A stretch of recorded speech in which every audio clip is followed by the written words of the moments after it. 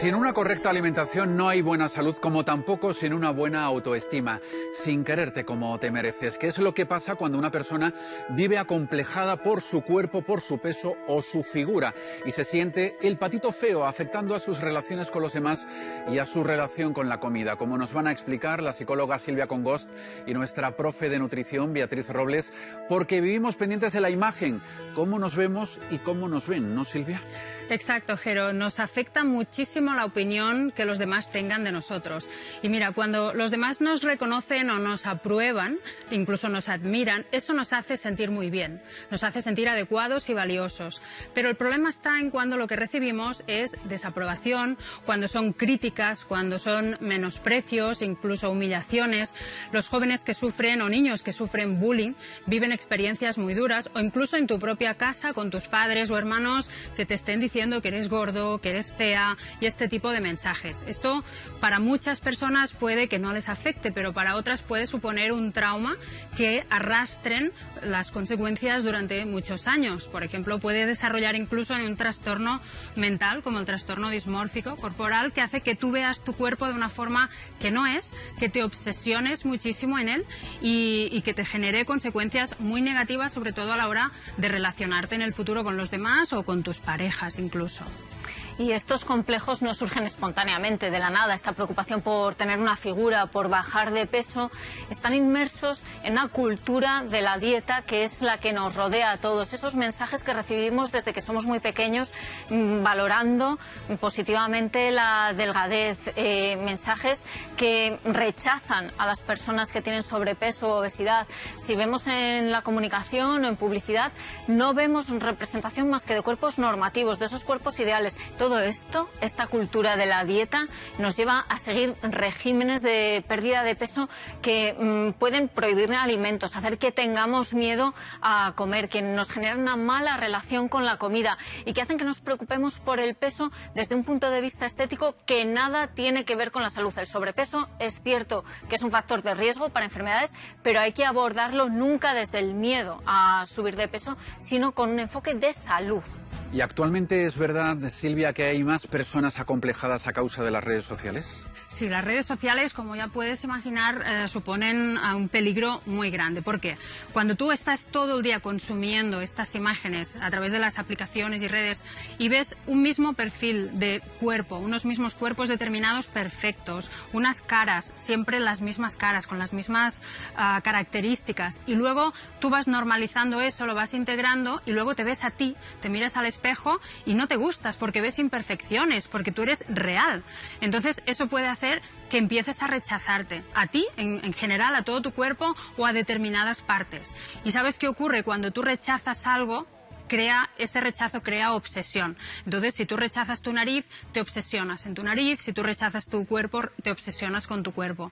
Entonces, eso acaba condicionando muchísimo nuestras relaciones y al final lo que tenemos que ver es que cuando tú te encuentras con esas personas que ves a través de las redes, no tienen nada que ver con las imágenes que ves ahí. Entonces, tenemos que entender que aquello no es real, que lo real es lo que tenemos en nuestro día a día. ¿Y ese aumento de los casos de baja autoestima por complejos físicos se relaciona también con el aumento de trastornos de conducta alimentaria? De ellos, además, desgraciadamente, Beatriz, se habla cada vez más.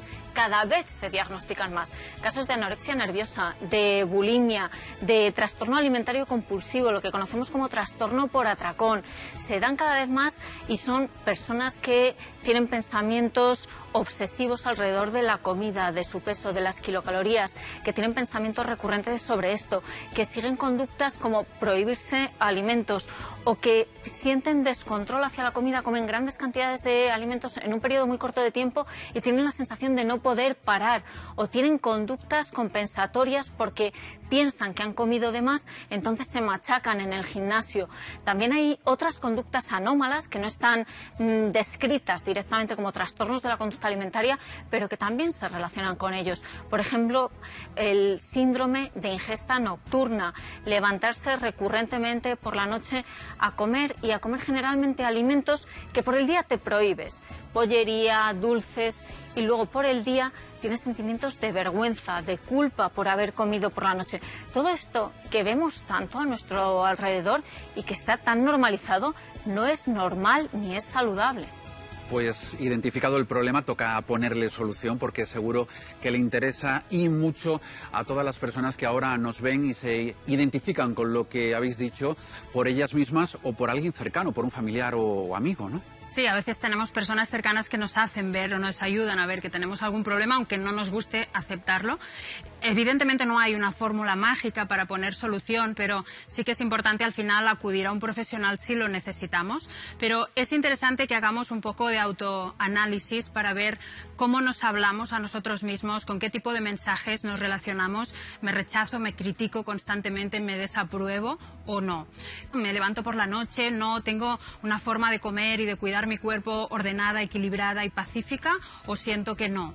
Y luego, por supuesto, analizar esas personas con las que nos vinculamos. Eso tiene mucho que ver con cómo nos sentimos. Son personas que nos tratan bien o que nos infravaloran y nos denigran, ¿no? Para ver si eso empeora también nuestro estado. Pero lo importante es que tengamos muy claro y muy en cuenta que si en algún momento identificamos que nos sentimos mal y que tenemos una mala relación con nuestro cuerpo, siempre estamos a tiempo de ponerle remedio y de mejorarla, por supuesto.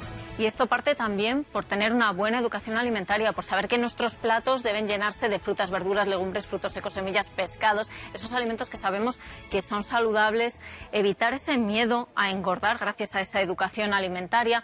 Y cuando detectemos algunas señales que pueden alertarnos de una mala relación con la comida, como decíamos, esas conductas compensatorias o esos pensamientos obsesivos, acudir a los profesionales de la salud que nos pueden ayudar, a los dietistas, nutricionistas, a los psicólogos, cogerlo a tiempo antes de que llegue a interferir en nuestra vida y pensar en una imagen corporal saludable, ese concepto de imagen corporal saludable que no se vincula a un peso concreto, a un peso ideal, sino que se vincula a unos buenos hábitos y a una buena dieta que nos llevan a una buena salud física y mental. La meta de la salud, que es la meta de saber vivir.